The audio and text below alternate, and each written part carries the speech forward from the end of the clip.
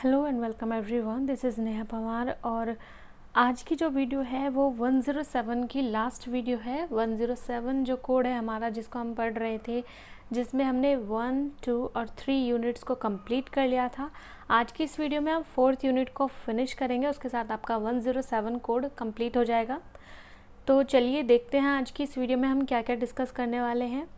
Concept and purpose of information products, types of information products, bibliography, house generals, newsletters, trade and products bulletin, state of the art trained reports। तो इनके बारे में हम discuss करेंगे। तो चलिए start करते हैं अपने फर्स्ट टॉपिक के साथ। देखिए, यहाँ पर जो बिब्लियोग्राफी हमने डिस्कस किया है वो एक समराइज रूप पहले इसका डिस्कस किया है, इसके बाद हम इसको एक्सप्लेन करेंगे अच्छे से। लेकिन स्टार्टिंग में क्या है ना, इसकी हम समरी देख लेते हैं। अगर ये आपको याद रह जाएगा तो इजीली, अगर शॉर्ट क्वेश्चन में आपका ये क्वेश्चन आता है तो इजीली आप इसको कर पाएंगे। तो देखते हैं, ग्रंथ सूची, बिब्लियोग्राफी को हिंदी में ग्रंथ सूची कहते हैं। तो ग्रंथ सूची से आप क्या समझते हैं? ग्रंथ सूची के मुख्य कार्यों का वर्णन कीजिए। ग्रंथ सूची, अंग्रेजी भाषा का बिब्लियोग्राफी शब्द ग्रीक भाषा के दो शब्दों से मिलकर बना है, बिब्लियो प्लस ग्राफियन, जिसमें बिब्लियो का अर्थ होता है ग्रंथ तथा ग्राफियन का अर्थ होता है लिखना। इस प्रकार बिब्लियोग्राफी का अर्थ होता है ग्रंथों को लिखना। धीरे धीरे इस अर्थ में परिवर्तन होते गए और बिब्लियोग्राफी शब्द का अर्थ पुस्तकों के बारे में लिखना अथवा पुस्तकों का विज्ञान हो गया। आज बिब्लियोग्राफी पद की अभिव्यक्ति के लिए अनेक नवीन पदों का उपयोग किया जाता है, जैसे ग्रंथों की तालिका या संदर्भ, ग्रंथ सूची आदि। ग्रंथ सूची को मुख्यतः किसी लेखक, देश अथवा विषय की पुस्तकों की सूची माना जाता है। ऑक्सफोर्ड इंग्लिश डिक्शनरी के अकॉर्डिंग पुस्तकों का व्यवस्थित इतिहास, उनके लेखन, मुद्रण, प्रकाशन, संस्करण आदि ग्रंथ विज्ञान है। डॉक्टर रंगनाथन के अनुसार यह प्रलेखों की सूची है जिन्हें किसी उद्देश्य के लिए एकत्रित किया जाता है। ग्रंथ सूची के उद्देश्य व कार्य, ग्रंथ सूची से विद्वानों को उनकी दिलचस्पी के विषय पर अभी तक हुई शोध का समस्त विवरण प्राप्त हो जाता है। पुस्तकों को पहचान व प्रमाणीकरण करना, जैसे लेखकों का पूरा नाम, प्रकाशन वर्ष, प्रकाशक, संस्करण इत्यादि की पहचान करना। किसी विषय विशेष पर उपलब्ध प्रकाशनों का ज्ञान करना। ग्रंथ सूची में प्रस्तुत सूचना के आधार पर पाठक पुस्तकों को आसानी से ढूंढ सकते हैं। ग्रंथ सूची के प्रकार, यहाँ पर टाइप्स हैं। तो राष्ट्रीय बिब्लियोग्राफी यानी कि नेशनल बिब्लियोग्राफी, किसी देश में प्रकाशित या उस देश के नागरिकों द्वारा लिखित या उस देश की भाषा में लिखित कृतियों को राष्ट्रीय ग्रंथ सूची कहा जाता है। विषय ग्रंथ सूची यानी कि सब्जेक्ट बिब्लियोग्राफी, इसमें किसी विशिष्ट विषय आदि से संबंधित सामग्री को सम्मिलित किया जाता है। व्यावसायिक ग्रंथ सूची, यह ग्रंथ सूची पुस्तक व्यापार जैसे कोई प्रकाशक या पुस्तक विक्रेता या ऐसे संगठनों के समूह द्वारा प्रकाशित की जाती है। यूनिवर्सल बिब्लियोग्राफी, यह ग्रंथ सूची संपूर्ण प्रलेखों की सूची होती है। इस प्रकार की सूची में विश्व के समस्त देशों से प्रकाशित, किसी भी रूप में उपलब्ध, किसी भी भाषा में लिखित तथा किसी भी काल एवं विषय से संबंधित प्रलेखों को सूचीबद्ध किया जाता है। तो अगर आप इसका स्क्रीनशॉट लेना चाहें तो ले सकते हैं। विषय ग्रंथ सूची या ग्रंथ सूची क्या है? चलिए नेक्स्ट पेज पर चलते हैं। बिब्लियोग्राफी, यहाँ से हम इसको एक्सप्लेन करेंगे अच्छे से, पूरी कंप्लीट बिब्लियोग्राफी को। ये अंग्रेजी भाषा का शब्द है।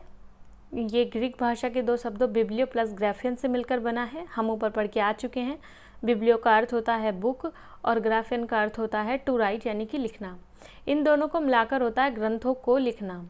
बिब्लियोग्राफी के अन्य नाम हैं, यानी कि बिब्लियोग्राफी को और भी बहुत सारे नामों से जाना जाता है, जैसे पुस्तकों का विज्ञान, पुस्तकों के विषय में लिखना, ग्रंथों की सूची, संदर्भ ग्रंथ सूची, पुस्तकों की तालिका, वाङ्मय सूची।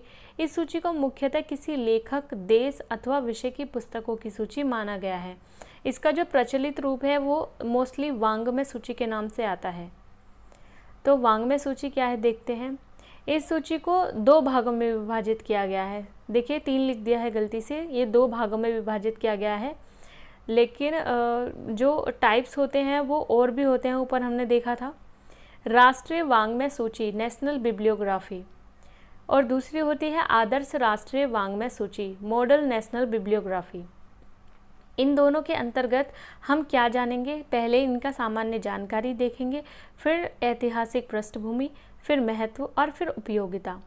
इसके बाद जो रूप आता है, एक्चुअली INB जो है इंडियन नेशनल बिब्लियोग्राफी, वो इस नेशनल बिब्लियोग्राफी का ही एक पार्ट है, एक रूप है। ओके, इसके अंतर्गत INB यानी कि इंडियन नेशनल बिब्लियोग्राफी, INB आपका 106 कोड जो है बुक का, उसकी यूनिट 2 यानी कि जो सेकेंडरी सोर्सेज है ना वहाँ पर 106 में, उसमें भी आपका दिया हुआ है INB। तो वहाँ पर हमें पढ़ना, वहाँ पे भी हमें पढ़ना होगा, लेकिन हम वहाँ नहीं पढ़ के इसको यहीं पे फिनिश करेंगे। ओके, 107 कोड में। तो इसके अंतर्गत हम निम्नलिखित तथ्यों को समझने का प्रयास करेंगे, जैसे कि INB की ऐतिहासिक पृष्ठभूमि, प्रकाशन, प्रकृति, INB के प्रकार, INB का उद्देश्य, INB की प्रामाणिकता, INB का क्षेत्र, INB की व्यवस्था, क्लासिफाइड पार्ट और अल्फ़ाबेटिकल पार्ट, ट्रीटमेंट, पब्लिकेशंस और script, special features and limitation of INB। ठीक है, तो आई थिंक ये बहुत मतलब एक लॉन्ग क्वेश्चन हो जाएगा आपके लिए। INB से कुछ भी आएगा आपके लिए तो उसको आप इजीली कर देंगे यहाँ से। ठीक है, केवल इतना ही हमें समझना होगा। तो शुरू करते हैं और बात करते हैं सबसे पहले नेशनल बिब्लियोग्राफी की। सामान्य जानकारी, किसी देश से संबंधित अर्थात देश के नागरिकों के द्वारा अपनी भाषा एवं लिपि में लिखी गई और प्रकाशित पुस्तकों अथवा ग्रंथों की सूची होती है नेशनल बिब्लियोग्राफी। ऐतिहासिक पृष्ठभूमि, तो हिस्टोरिकल बैकग्राउंड है इसका। यूरोप में मुद्रण कला और प्रौद्योगिकी का आविष्कार सर्वप्रथम हुआ, जिस कारण वाङ्मय सूचियों के उद्भव और विकास का मार्ग प्रशस्त हुआ। 1550 ईस्वी में इटली में प्रथम राष्ट्रीय वाङ्मय सूची का प्रकाशन किया गया। तो पहली जो ये नेशनल बिब्लियोग्राफी छपी थी वो इटली में थी और 1550 ईस्वी में इसका प्रकाशन हुआ था। ओके, इस प्रकार 1821 ईस्वी में जर्मनी में प्रथम राष्ट्रीय वाङ्मय सूची का प्रकाशन किया गया। फ्रांस में राष्ट्रीय वाङ्मय सूची को बिब्लियोग्राफी द ले फ्रांस के नाम से जाना जाता है। आदर्श राष्ट्रीय वाङ्मय सूची, तो ये राष्ट्रीय वाङ्मय सूची का ही एक भाग होती है, यानी कि नेशनल बिब्लियोग्राफी का ही एक पार्ट है। क्या? आदर्श मॉडल नेशनल बिब्लियोग्राफी। इसके अंतर्गत संबंधित राष्ट्र की सभी एजेंसियों द्वारा प्रकाशित प्रलेखों, व्यापारिक एवं गैर व्यापारिक प्रलेखों तथा सभी भाषाओं में प्रकाशित प्रलेखों को अभिलेखबद्ध किया जाता है। एग्जाम्पल इसके हैं इंडियन नेशनल बिब्लियोग्राफी और British national bibliography. Okay, BNB 106 code में आपको बोला गया है कि आप INB और BNB को एक्सप्लेन करें, तो यहाँ पर हम INB को बहुत ज़्यादा डिटेल में एक्सप्लेन करने वाले हैं। ओके, बिब्लियोग्राफी द ले फ्रांस, ये भी एक एग्जाम्पल है किसका? आदर्श वाङ्मय सूची का, आदर्श राष्ट्रीय वाङ्मय सूची का। Indian national bibliography, British national bibliography और बिब्लियोग्राफी द ले France. Importance of national bibliography, इसके द्वारा संपूर्ण राष्ट्र के साहित्यिक उत्पादन का स्रोत एक साथ शीघ्र ही प्राप्त हो जाता है। यह ग्रंथ चयन के लिए एक उपकरण की भांति कार्य करती है। यह ग्रंथ के प्रसूचीकरण एवं वर्गीकरण के लिए उत्तम मार्गदर्शिका है। राष्ट्र की साहित्यिक संपदा के संप्रेषण के लिए महत्वपूर्ण साधन एवं उपकरण है। ऐतिहासिक दृष्टि से देश के बौद्धिक विकास एवं साहित्यिक उत्पादन एवं नित्य प्रगति की पूर्ण जानकारी सुलभ कराने का स्रोत है। वर्तमान में अंतर्राष्ट्रीय बौद्धिक संपदा सूचकांक द्वारा विभिन्न देशों के बौद्धिक क्रियाकलापों एवं बौद्धिक उत्पादन के विषय में जानकारी सुलभ कराने में सहायक होती है। यूटिलिटी ऑफ नेशनल बिब्लियोग्राफी, यानी कि नेशनल बिब्लियोग्राफी की उपयोगिता, इसके द्वारा किसी राष्ट्र की ऐतिहासिक उपलब्धि की जानकारी प्राप्त होती है। किसी राष्ट्र में प्रचलित भाषाओं के प्रलेखों के संबंध में जानकारी प्राप्त की जा सकती है। आने वाली पीढ़ी को अपने राष्ट्र और विश्व के ऐतिहासिक क्रियाकलापों की जानकारी सुलभ हो पाती है।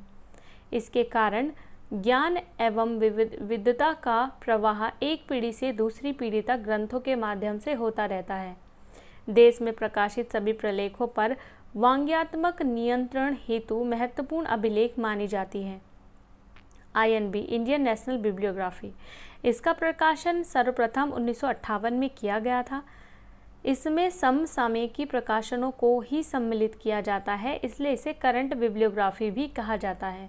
तो करंट बिब्लियोग्राफी पूछा जाए या फिर INB पूछा जाए, एक ही बात है, इंडियन नेशनल बिब्लियोग्राफी या करंट बिब्लियोग्राफी। ऐतिहासिक पृष्ठभूमि क्या होगी इसकी? INB भारत की राष्ट्रीय वाङ्मय सूची है। इसका प्रकाशन 1957 से किया जा रहा है। इसे भारतीय प्रकाशनों का प्रामाणिक अभिलेख माना जाता है। भारत सरकार द्वारा 1954 में डिलीवरी ऑफ बुक एक्ट लागू किया गया। एक्ट में प्रावधान था कि प्रत्येक प्रकाशनों को अपने यहाँ प्रकाशित पुस्तकों की एक प्रति नेशनल लाइब्रेरी और 3 प्रतियाँ पब्लिक लाइब्रेरी को भेजना आवश्यक था।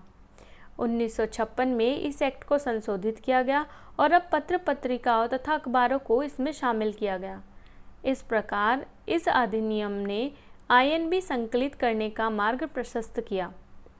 पर्पस ऑफ INB के उद्देश्य। 1947 के बाद सरकार के द्वारा बिब्लियोग्राफी कंट्रोल की आवश्यकता का अनुभव किया गया। वांग्यात्मक नियंत्रण से अभिप्राय था सभी प्रकाशनों की पुस्तक को INB के अंतर्गत शामिल करना। इस प्रकार वाङ्मय नियंत्रण के द्वारा INB का प्रकाशन करना एक महत्वपूर्ण उद्देश्य था। अथॉरिटी ऑफ INB, देश में सभी प्रकाशनों के द्वारा प्रकाशित सभी पुस्तकों, पत्र पत्रिकाओं और अखबारों की प्रतियां नेशनल लाइब्रेरी ऑफ कलकत्ता को भेजना अनिवार्य था। इस कार्य को रोकने के लिए central reference library new Delhi की स्थापना करने का विचार सरकार द्वारा किया गया, लेकिन उपरोक्त कार्य का अधिकार सरकार ने नेशनल लाइब्रेरी को दे दिया तथा NL की अधीन CRL की स्थापना हुई, central library. Okay. Scope of INB, क्षेत्र, इसके क्या क्षेत्र हैं? 1955 में INB कमेटी गठित की गई। कमेटी का प्रमुख कार्य INB के संबंध में उसके उद्देश्य, क्षेत्र, लिपि, वर्गीकरण इत्यादि के बारे में विचार करके सरकार को अपनी संस्तुति एक रिपोर्ट के द्वारा देना था। रिपोर्ट में शामिल संस्तुति क्या थी? क्षेत्र से संबंधित तो बात ये थी कि भारतीय संविधान में शामिल तत्कालीन 13 भाषाओं को शामिल करने की बात की गई। लिपि में रोमन लिपि तथा व्याख्या अंग्रेजी में बात करने की बात की गई। उपरोक्त संस्तुति का उद्देश्य INB को सार्वभौमिक बनाना था। इस प्रकार कमेटी की संस्तुतियों के आधार पर सभी पुस्तकों, पत्र पत्रिकाओं तथा समाचार पत्रों को शामिल किया गया। वर्तमान में संविधान में शामिल सभी 22 भाषाओं में प्रकाशित उपरोक्त पाठ्य सामग्रियों को इसमें शामिल किया जाता है। देखिए, हमारा जो संविधान है उसमें 22 भाषाएं हैं, लेकिन आई थिंक इसको करेक्शन कर लीजिएगा, पता नहीं, मतलब हो सकता है उसमें 17 या 18 समथिंग लैंग्वेजेस की पाठ्य सामग्रियों का ही यूज़ किया जाता है। संविधान में 22 भाषाएं हैं वो कंफर्म है, लेकिन जो पाठ्य सामग्रियाँ यूज़ की जाती हैं लैंग्वेजेस में वो शायद 17 या 18 हैं, जो भी। ओके। परंतु निम्नलिखित को INB के अंतर्गत स्थान प्राप्त नहीं है। पत्र पत्रिकाओं एवं समाचार पत्र, देखिए INB जो इंडियन नेशनल बिब्लियोग्राफी है उसमें हम इनको शामिल नहीं कर सकते। किस चीज़ को? पत्र पत्रिकाओं एवं समाचार पत्र के प्रथम अंक को छोड़कर, मतलब प्रथम अंक को नहीं कर सकते, मानचित्र को नहीं कर सकते, कुंजियाँ एवं दिग्दर्शिकाएं, संगीत की पुस्तकें, अन्य सस्ता साहित्य, इन सबको हम INB यानी कि इंडियन नेशनल बिब्लियोग्राफी में ऐड नहीं कर सकते। अरेंजमेंट ऑफ INB एक वांग्यात्मक समसामयिकी सूची है जिसकी आकलन पद्धति वर्गीकृत है तथा जिसे 2 भागों में विभक्त किया गया है, क्लासिफाइड पार्ट और दूसरा अल्फ़ाबेटिकली पार्ट। जो क्लासिफाइड पार्ट है उसमें प्रविष्टियाँ विषय अनुसार व्यवस्थित होती हैं। वर्गांक DDC नोटेशन में प्रदान किए गए हैं। विस्तृत शीर्षक विषयों का प्रयोग किया गया है। संलेखों को रोमन लिपि में लिखा गया है। पुस्तकों को पूर्ण विवरण, लेखक का नाम, आख्या, प्रकाशक, पृष्ठ संख्या, आकार, मूल्य, ग्रंथमाला आदि दिया होता है। अल्फ़ाबेटिकली पार्ट, इसमें केंद्र एवं राज्य सरकार द्वारा प्रकाशित अधिकृत कृतियों को तालिकाबद्ध किया जाता है। इसमें क्रमानुसार लेखक आख्या, आख्या का मतलब होता है टाइटल, ओके, टाइटल को बोलते हैं आख्या, टाइटल तथा विषय अनुक्रमणिका दी होती है। ट्रीटमेंट, उपाय, ये दो भागों में विभाजित हैं। पहला है पब्लिकेशन और दूसरा है लिपि, स्क्रिप्ट। प्रारंभ में इसका प्रकाशन वैमासिक अर्थात तिमाही होता था, परंतु बाद में कुछ समय के लिए मासिक हो गया। अब बात करते हैं स्क्रिप्ट की, लिपि की। क्षेत्रीय भाषाओं में प्रकाशित कृतियों को रोमन लिपि में प्रस्तुत किया जाता था, अतः रोमन लिपि से अनभिज्ञ उपयोगकर्ता इसका उपयोग नहीं कर पाते थे। अतः वर्ष 1961 से इसे अलग अलग भाषानुसार प्रकाशित किया जा रहा है। जर्नल फीचर्स एंड लिमिटेशंस, इसकी कुछ विशिष्ट लक्षण हैं और कुछ कमियां भी हैं, लिमिटेशंस। तो देखते हैं वो क्या है। इसका प्रकाशन अनियमित रहता है, इसकी मुद्रण व्यवस्था भी उचित नहीं है। Delivery of book acts of India के तहत प्रकाशनों के द्वारा पुस्तकें न भेजने की स्थिति में दंड का प्रावधान है, ये इसकी लिमिटेशन है। कृतियों के डिजिटल रूप जैसे फ्लॉपी डिस्क, सीडी इत्यादि के INB में शामिल किए जाने का कोई प्रावधान नहीं है। चलिए नेक्स्ट चलते हैं। यहाँ पर अभी जो हमने इंडियन नेशनल बिब्लियोग्राफी को कवर किया है उसकी समरी है, उसका समराइज रूप है। आप चाहे तो इसका स्क्रीनशॉट ले सकते हैं। ऊपर हमने इसको पढ़ लिया है अच्छे से, आप इसको भी एक बार रिवीजन कर लीजिएगा, ठीक है। स्क्रीनशॉट ले लीजिए अपनी सुविधा अनुसार आप। चलिए नेक्स्ट पे चलते हैं। सूचना उत्पाद क्या है? ये सूचना उत्पाद की हम बात कर रहे हैं, ये जो है ये है type of information products. Information के कुछ प्रोडक्ट्स हैं, इंफॉर्मेशन को जो कुछ प्रोडक्ट्स के द्वारा हम भेजते हैं, वही सूचना प्रोडक्ट्स की बात हो रही है। तो सबसे पहले हम जानेंगे कि ये होता क्या है। सूचना बाजार के ये ऑब्जेक्ट्स होते हैं जिनमें उत्पाद के साथ साथ सेवाएं भी शामिल की जाती हैं, जो व्यवसायीकरण के उद्देश्य और उपभोक्ता की मांग को पूरा करने के उद्देश्य से एक मूर्त या अमूर्त रूप से प्रस्तुत किया गया है। सूचना उत्पाद के 5 क्षेत्र होते हैं: व्यापार क्षेत्र, विशिष्ट क्षेत्र, उपभोक्ता क्षेत्र, शैक्षणिक क्षेत्र और सूचना उद्योग क्षेत्र। देखिए अलग अलग जगह पर अलग अलग इंफॉर्मेशन उत्पाद का यूज़ किया जाता है। जैसे अगर बिजनेसमैन है तो वो बिज़नेस के पर्पज़ के लिए यूज़ करेंगे, मतलब बिजनेस टाइप के उत्पाद यूज़ करेंगे, विशिष्ट में विशिष्ट टाइप के। लेकिन हम जो लाइब्रेरी का ये कोर्स कर रहे हैं वहाँ पर हम फोकस करेंगे, क्योंकि एक उपभोक्ता को हम इंफॉर्मेशन देने पर फोकस करते हैं। लाइब्रेरी एक सेवा का काम करती है, किसके लिए? उपभोक्ता के लिए, उपयोगकर्ता के लिए। तो हम उपभोग क्षेत्र की बात करेंगे। देखिए, परंतु यहाँ पर हम उपभोक्ता को केंद्र मानकर सूचना उत्पाद पर चर्चा कर रहे हैं, इसलिए हम उपभोक्ता क्षेत्र को जानने का प्रयास करेंगे। इसमें विभिन्न सूचना स्रोतों को शामिल किया जाता है, जैसे समाचार पत्र, गृह बुलेटिन, विश्वकोश, पत्रिकाएं, मनोरंजन उत्पाद आदि। ओके, तो सबसे पहले हम बात करेंगे हाउस जर्नल्स की। गृह पत्रिकाएं इनको बोलते हैं हिंदी में। इसकी हिस्ट्री क्या है? सर्वप्रथम गृह पत्रिकाओं का उद्भव एवं विकास चीन के हेन डेनस्टी द्वारा 200 ईसा पूर्व में किया गया, जिसके द्वारा कोर्ट की सूचनाओं को जनसाधारण तक पहुंचाया जाता था। भारत में पहला हाउस जर्नल्स प्लांटर्स क्रॉनिकल 1905 में प्रकाशित हुआ, जो यूनाइटेड प्लांटर्स क्रॉनिकल 1905 में प्रकाशित हुआ। जो United planters association of southern India द्वारा प्रकाशित किया गया। वर्तमान में भारत में लगभग 1000 गृह पत्रिकाएं प्रकाशित हो रही हैं, जो हिंदी, अंग्रेज़ी आदि भाषाओं में, बहुत सी भाषाओं में प्रकाशित हो रही हैं। अब गृह पत्रिकाएं क्या हैं? कई संगठन अपनी गतिविधियों एवं कार्य प्रणाली को जन सामान्य तक पहुंचाना चाहते हैं, जिसके लिए वो अपने संगठन की गतिविधियों का प्रकाशन करते हैं। यह संगठन जन सामान्य की प्रतिक्रिया के बारे में जानना चाहते हैं। यह गृह पत्रिकाएं संगठन की गतिविधियों का प्रकाशन कर अपने उत्पाद अथवा क्रियाकलापों के संबंध में जनता की प्रतिक्रिया, विचार और मानसिक स्थिति को जानना चाहते हैं। गृह पत्रिकाओं के प्रकाशन की आवश्यकता। कर्मचारियों एवं उपभोक्ताओं के बारे में जानकारी रखने के लिए जो ये पत्रिकाएं प्रेषित की जाती हैं लाइब्रेरी के द्वारा, वो चाहती हैं कि वो कर्मचारियों और उपभोक्ताओं के बारे में जानकारियाँ लें। प्रबंधन की कार्यप्रणाली जनता तक और कर्मचारियों तक पहुंचाने के लिए, व्यावसायिक एवं औद्योगिक प्रबंधों को विकसित करने के लिए, नई सेवाओं, उत्पादों और तकनीकों के बारे में जानकारी देने के लिए। गृह पत्रिकाओं की श्रेणी। इन्हें 3 श्रेणियों में बांटा गया है: प्रतिष्ठित गृह पत्रिकाएं और नॉर्मल पत्रिकाएं और पत्रिका सूची। सामान्यतः गृह पत्रिकाओं को 2 भागों में बांटा जा सकता है, जैसे कि बाह्य गृह पत्रिकाएं और आंतरिक गृह पत्रिकाएं।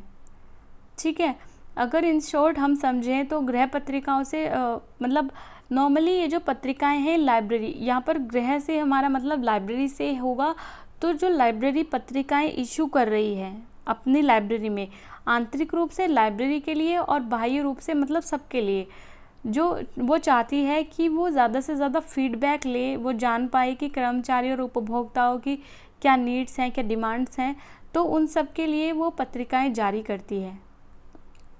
गृह पत्रिकाओं की विषय वस्तु: अध्यक्ष का संदेश हो सकता है उसमें, संपादकीय, संगठन के विविध पक्षों और इकाइयों की विशेषताएं, संगठन की उपलब्धियां, कर्मचारियों के कल्याण से संबंधित निर्णय एवं सूचनाएं। एक तरीके से ये उनकी पैम्पलेट होती है जिसमें उनकी उपलब्धियां, मतलब जो लाइब्रेरी है, या एक बिज़नेस के पर्पज़ से भी आप समझ सकते हैं। जैसे जो बिज़नेस कंपनीज़ होती हैं वो भी अपना मंथली या एनुअली डाटा जो रिकॉर्ड होती है वो अपना वो भेजती है। इससे क्या फ़ायदा होता है, क्योंकि जो हम लोग होते हैं वो उनके शेयर्स वगैरह ख़रीदते हैं ये समझ कर कि किस पोजीशन पे कौन सी कंपनी किस पोजीशन पे अभी चल रही है। ठीक है, तो ऐसा ही हाल है लाइब्रेरीज़ का। जो एक अच्छी लाइब्रेरी होगी वो ये जो पत्रिकाएं होंगी वो जारी करेगी, ताकि वो अपनी लाइब्रेरी को एक अच्छे लेवल पर लेकर जा सके, ताकि और वो जो ये पत्रिकाएं होंगी उनमें वो अपने उन्होंने जो सक्सेस हासिल की है लाइब्रेरी में उन सबको दर्शाएगी। इसलिए संगठन की जो उपलब्धियां हैं उनको भी उसमें डाला जाएगा, और कर्मचारियों के कल्याण के लिए जो निर्णय लिए जाने वाले हैं उनको भी लिखा जाएगा, ताकि उपभोक्ता और कर्मचारी दोनों आकर्षित हों। तो इसलिए ये पत्रिकाएं, गृह पत्रिकाएं प्रेषित की जा रही हैं, भेजी जा रही हैं। गृह पत्रिकाओं की विशेषताएं क्या हैं? गृह पत्रिकाओं द्वारा कोई भी संगठन कर्मचारियों से सामाजिक संबंध स्थापित कर सकते हैं। बजट आवंटन से वित्तीय संसाधनों पर नियंत्रण किया जाता है।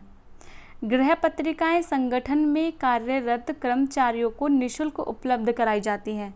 जो लाइब्रेरी में वर्क कर रहे होंगे स्टाफ, उनको ये पत्रिकाएं फ्री में दी जाती हैं। और इसमें क्या होता है, बजट को मतलब वो पहले ही अपने एनुअली जो खर्चे होने वाले हैं उसका पूरा डाटा वो उसमें मेंशन करते हैं। इससे क्या होता है, बजट को कंट्रोल करने में हेल्प मिल जाती है। ठीक है, इसके द्वारा संबंधित संगठन अपना प्रचार कर सकता है। ये संगठन की नीति के अनुसार साप्ताहिक, पाक्षिक, मासिक और वार्षिक रूप से भी प्रकाशित किए जा सकते हैं। जैसी उनकी सुविधा होगी उसके अकॉर्डिंग वो उसको एनुअली या वीकली प्रेषित करेंगे, भेजेंगे, ओके, प्रकाशित करेंगे। अब देखते हैं इन्फॉर्मेशन प्रोडक्ट्स। इन्फॉर्मेशन न्यूज़लेटर्स, यहाँ पर हम बात कर रहे हैं एक और इन्फॉर्मेशन प्रोडक्ट्स की, जो कि है न्यूज़लेटर। जो संगठन गृह पत्रिकाएं प्रकाशित करने में सक्षम नहीं होते हैं वे अपने संगठन के क्रियाकलापों के संबंध में सूचना समाचार पत्र प्रकाशित करते हैं। ठीक है, क्योंकि हो सकता है कि जो लाइब्रेरी हैं उनका लेवल बहुत बड़ा नहीं है, तो क्योंकि जो गृह पत्रिकाएं होती हैं उनको एक बड़ी लाइब्रेरी अपने बारे में, क्योंकि उनका रिकॉर्ड बहुत ज़्यादा होता है, उनकी प्लानिंग्स बहुत ज़्यादा होती हैं, वो ज़्यादा से ज़्यादा उपभोक्ताओं को अपनी ओर आकर्षित करना चाहती हैं, उनका स्टाफ बहुत बड़ा होता है, तो उसको संचालित करने के लिए वो ऐसा करते हैं। लेकिन जो लाइब्रेरीज़ ये नहीं करना चाहती, उनका जो लेवल है वो उतना हाई नहीं है, थोड़े लो लेवल पर है वो लाइब्रेरी, छोटी लाइब्रेरीज़ हैं, तो वो क्या करती है, वो जो काम गृह पत्रिकाओं जो बड़ी लाइब्रेरीज गृह पत्रिकाओं के माध्यम से जो काम कर रही थी, वही काम जो छोटी लाइब्रेरीज हैं वो न्यूज़लेटर के माध्यम से करती हैं। ठीक है, काम सेम ही है, लेकिन गृह पत्रिकाओं में ना करके वो समाचार पत्रों में करते हैं। ठीक है। एक न्यूज़लेटर ऐसा प्रकाशन होता है जिसमें सीमित पृष्ठों के साथ साथ कुछ चित्र आदि भी होते हैं। एक सूचना समाचार पत्र स्वरूप में सामान्य होता है और कुछ निश्चित जिज्ञासुओं के लिए शीघ्रतम और द्रुत गति से सूचना उपलब्ध कराता है। सामयिकी प्रकाशनों के स्वरूप में न्यूज़लेटर एक सामान्य स्वरूप है। ये प्रकाशन के अंतर्गत सामान्य और कम व्यय साध्य होते हैं। इस आधार पर अधिकांशतः बड़े संगठन अपने क्रियाकलापों और सेवाओं से संबंधित सूचनाओं के संचरण हेतु नियमित रूप से इनका प्रकाशन करते हैं। ये पढ़ने और समझने में सामान्य होते हैं। इनमें उपयोगी सूचनाएं सम्मिलित होती हैं। विभिन्न प्रकार के वाणिज्यिक संस्थान नियमित रूप से अपने उत्पादों और सूचनाओं से उपभोक्ताओं को अवगत कराने के लिए न्यूज़लेटर्स का प्रकाशन करते हैं। न्यूज़लेटर सदैव नियमित रूप से प्रकाशित होते हैं और इनका प्रकाशन भी साप्ताहिक, पाक्षिक, मासिक किसी भी रूप में हो सकता है। ठीक है। अब चलिए नेक्स्ट क्वेश्चन पर चलते हैं। यह है ट्रेड एंड प्रोडक्ट बुलेटिन्स। इनमें जो विभिन्न उत्पादों और वितरकों द्वारा भिन्न भिन्न प्रकार के उत्पाद और सेवाएं दी जाती हैं, जो कि केमिकल, ड्रग्स, औद्योगिक उत्पाद, मशीनरी आदि हो सकते हैं। इन उत्पाद सेवाओं का प्रकाशन उत्पाद बुलेटिन में किया जाता है।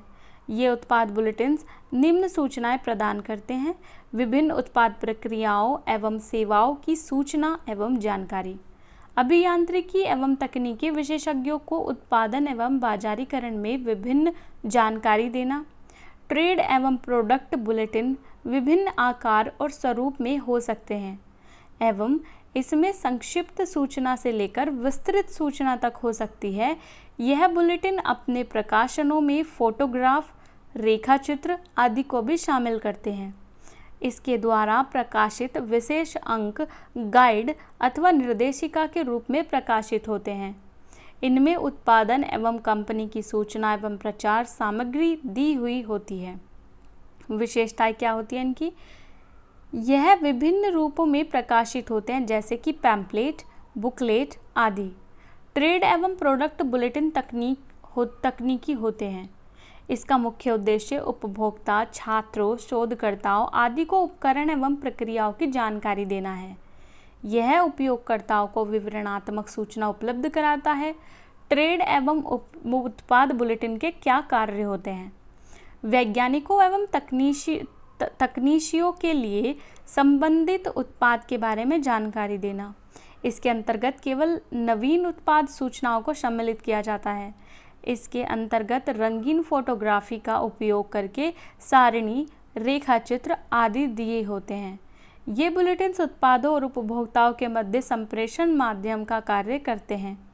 इनके द्वारा नए औद्योगिक उत्पादों एवं प्रक्रियाओं की जानकारी मिलती है। व्यापार एवं उत्पाद बुलेटिन के प्रकार। गृह पत्रिकाएं, हाउस जनरल, ये किसी औद्योगिक इकाई या व्यावसायिक संगठनों द्वारा जनसाधारण के उपयोग हेतु प्रकाशित किए जाते हैं। इनको उपभोक्ता, शेयर धारकों और अन्य तकनीकी व्यक्तियों को उपलब्ध कराया जाता है। तकनीकी जर्नल एवं व्यापार पत्रिका। अधिकांशतः तकनीकी जर्नल एवं व्यापार पत्रिकाएं उत्पाद के प्रचार संबंधी जानकारी को सम्मिलित करते हैं। उत्पाद सूची या डेटा शीट। इस प्रकार की सूची में उत्पाद से संबंधित तकनीकी डेटा और उनके अनुप्रयोग के बारे में जानकारी दी जाती है। उत्पादों के प्रकार। Types of products.